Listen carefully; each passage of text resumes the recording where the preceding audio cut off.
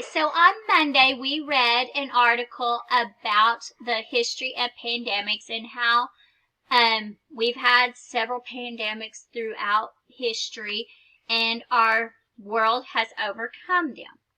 So we read that article, and today we're actually going to read a different article called In It Together. And this is a magazine article in Time for Kids, and I will show you guys in just a few minutes how to get to those because you can read all kinds of things, okay?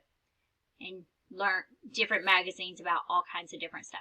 So this article is called In It Together, and in this article the author is showing us how the 4 hardest hit countries during the coronavirus have thrived and come together to help each other.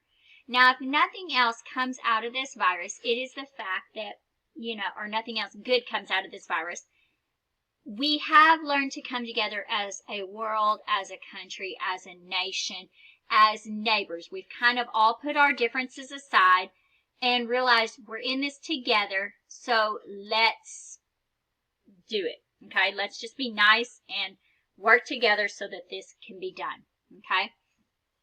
So it says, In It Together, the coronavirus pandemic is affecting people all over the world. In the face of this global challenge, governments are working to stop the spread of the virus. People are doing their part to support healthcare workers and lift spirits. So some of us know people who are working in the healthcare industry, and we're working to help them out and to keep our spirits high, because it's hard not being able to see your friends. It's hard not going to school. It's hard not just being able to go and do things, okay? Here, Time for Kids looks at efforts in 4 of the countries hit hardest. These actions show us the power of kindness and cooperation. So the things that can happen when we're nice to each other and we work together. So as we read today, we're going to find out how these 4 countries have come together and worked to be kind to each other and help the time and this time be more pleasant, because it's kind of downing. Okay, so our 4 hardest hit countries are China, Spain, United States, and Italy. And as you know, China is where the coronavirus all started. Okay, so it says in China, no country has taken more extreme steps to stop the spread of the coronavirus than China. The outbreak began in the city of Wuhan. That was in December. So in Wuhan, China, they first had the coronavirus. After nearly 11 weeks, China ended its lockdown in Wuhan on April 8th. So they locked down the whole city, and they were actually able to open back up because the case of the coronavirus had gone down and not as many people were getting sick. So they had the whole city locked down, and then they kind of like lifted it a little bit or opened the city up with guidelines, kind of like we're going to do on Friday. Texas is opening up a little bit, but we have certain guidelines that we have to follow so that people don't start getting sick again. Chinese billionaire Jack Ma has been doing his part to help others. He has sent supplies to people in Iran, Italy, Japan, and other countries. In March, he donated 500,000 test kits and 1 million masks to the U.S. Speedy and accurate testing is adequate. Speedy and accurate testing and adequate personal protective equipment for medical professionals are the most effective in preventing the spread of the virus, Ma said in a statement. So we need to have good tests that are accurate, because we don't want to be telling people they have the coronavirus if they don't.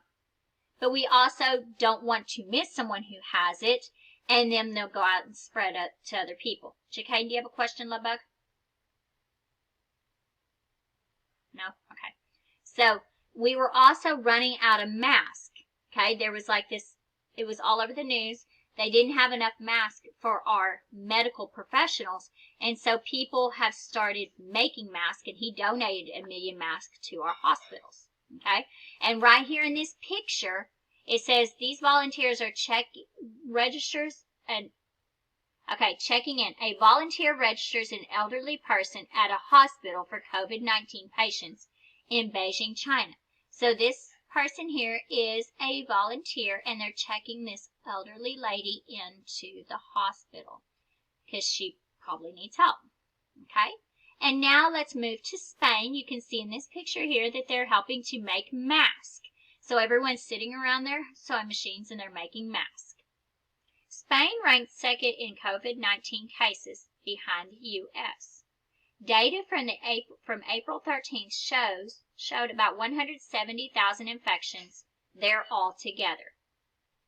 Many of the people infected were doctors and nurses, probably because they're right there in the middle of it and they're dealing with the sick patients. Spain did not have enough equipment to safely treat the patients. On March 14th, Spain's government told people to stay home. People have been leaning out of their windows at night. They clapped for healthcare workers. Twitter user Carlos de Lons posted this message: "You are heroes. You are what solidarity looks like. And I hope the solidarity is what is most contagious these days." Solidarity is when we get together and we work together to achieve a goal. Okay? So everyone is working together. And right now, the true heroes are the nurses and the doctors, because they're right there battling this. They're putting their own health at risk to help other people who are sick. Okay, in the United States, the U.S. has the world's highest number of confirmed coronavirus cases. At press time, it was nearly 600,000. So this article was written last week, and now we have actually topped 1 million cases in the United States. This could push the healthcare system past its limits. In New York, thousands of retired doctors and nurses have stepped up to volunteer. So people who have since retired and they're supposed to be staying at home, living their good life, they've actually come out of retirement to help the doctors and nurses in the hospital. The federal government is also taking steps. In March, Congress passed a $2 trillion bill. The bill will help people who are out of work. Ordinary people, too, are helping out, too. They are delivering food to the elderly and giving thanks to medical workers. "You are extraordinary," reads a message in chalk outside a hospital in New Orleans, Louisiana. So there was a bill that was passed, and some of your parents may be getting what's called a stimulus check. And a stimulus check is a check that the government, President Trump and the government and the Congress and everything, they're sending them out to help people who are maybe not able to work right now because of the coronavirus. So some of your parents who maybe work in a restaurant and haven't been able to go to work, they're not working from home, because some people are working from home, but like if they work at like the movie theater or the mall, they can't go to work right now because everything is shut down. So they are losing that income to support their families. So the government is sending them a check to help them out. Okay, yes, Ethan. You unmute yourself, baby. Well, how come the stores are still open? Well, because people have to buy groceries and get their medicine. So, like a movie theater. Huh? Somebody said they were going to close it. No, because on Friday, actually, parts of things in Texas are starting to open back up, but not as many people can go in. But like, let's say your mom worked at the movie theater. Going to the movies right now is not an essential thing. You do not need to go to the movies. So they closed the movie theaters down. So if your mom worked at the movie theater, she wouldn't be able to go to work right now. I know she doesn't, but if she did, she wouldn't be able to go to work. We have people who work at the mall. Well, the mall is closed because going to the mall and buying new shoes is not essential right now. So things that are not essential are closed. Like grocery stores are open because we do have to eat. Pharmacies are open because we do have to have medicine. Okay? Doctor's offices are still open to take care of us. Okay? So those things are still open, but some people, they've lost their jobs. Okay? I know we have some parents who like work at Gringos and stuff. They still have a job, but they're not necessarily being able to go to the job because people are not going in to eat. Okay? So the government, huh? They just have a they're doing what's it called? Curbside. Pickup. Yeah. So I mean, they're still able to work, but not as much because you don't need as many people when the restaurant's not open. So they're helping them out. Okay. So also, if you look at this picture up here, these people, these volunteers are making meals to give to elderly people, or elderly people who can't leave their house because they're at great risk of getting sick too. And my grandma, she actually lives in a little like retirement community. She has her own house, but there are people who go around and give them 2 meals a day. So they bring them like a little tray with food on it. And so she doesn't have to worry about going out and getting food and risk getting sick. Okay, so that's one way that we're helping. And if you go to Kroger, you can buy like a bag of food and it gets delivered to our elderly, people in our community, which is really cool because then they don't have to worry about going to the grocery store. They won't starve. Okay? So that is one way that we are practicing solidarity in the United States. Okay? And then Italy, in mid-April, Italy had more deaths from COVID-19 than any other country. It has one of the largest percentages of people ages 65 and older. So there are a lot of elderly people that live in Italy. Okay, and they were getting really sick and they were dying. Older people with a virus are at high risk because their body is not going to be able to fight it like a young body. On March 9th, the Italian government declared a nationwide lockdown. The spread of the disease has slowed since then. Now, Italy is testing more people for the virus. This makes it easier for health officials to decide who should be quarantined. Remember, quarantine means you stay by yourself. Okay? So, they didn't have the equipment to test people, so lots of people were getting sick. Well, now they have the equipment, so they're kind of stopping it. Like, you're sick, stay home. Okay? People are following orders to stay home. To cheer them up, musicians have performed from balconies. They fill Italy's empty streets with sound. Videos appear on social media. One post reads, "Italians always making the best of the worst. How can you not love them?" So right here you have an Italian lady who is out on her balcony and she's playing music for people to enjoy. Okay, that kind of happened here in the United States and all over the world too, like the Disney family sing-along. When this first really got bad, people were staying at home, so Disney put out this big sing-along where you could just have fun with your family. Different musicians have performed concerts live on TV from their homes. We have authors who are reading children books on Zoom and on the internet. So like Patricia Polacco, she's actually read some books and kids can join in and listen.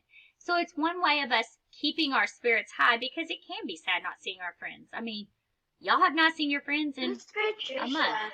Patricia Polacco? Girl, I'm going to have to show you a video of her, but not right now. Ethan, you know you're live, right? So, that's different ways that we are keeping people's spirits high. So this whole article is about how, as a world, we are practicing solidarity. We're keeping each other happy. We're making the best out of this, okay? So, when we get off of here, you are actually going to go to your canvas and it says the coronavirus. Where'd you go? Oh, there you are. Coronavirus is a global pandemic that is affecting the whole world. In the text, In It Together, you read about how 4 of the world's hardest hit countries are working together to combat COVID-19. Tell me what China, Italy, Spain, and the United States are doing not only to fight the coronavirus, so how are we trying to fight it, but how are we also working together to keep everyone's spirits high? Okay? So how are we cheering each other up and being each other's cheerleader? And what is our government doing? What is our country doing to stop this, okay? And right here are some sentence stems that you may use for your response. Okay? Then you go down here. You hit the submit response, okay? Then you go to next. It's vocabulary. It's 4 little questions. You can do it. You don't have to. Here is the code, okay? When you finish that, then, oh, sorry, my screen is acting silly. So when you do that, you are finished for the day for me. So before you log off of your computer or after you eat your lunch, Sophia's making me really hungry right now, you need to do your social studies Flipgrid and your reading response. Let me make you all where I can see your beautiful little faces. I'm going to check at 5 o'clock. If you have not done your work, I'm going to text your parents, capiche? And I think only one person has not done their work from Monday. So good job. All right? Do you have any questions? Me? You know who you are if you haven't done it. I did it. I texted mamas on Friday or Monday, okay? So if you don't have any questions, go forth and do your stuff, okay?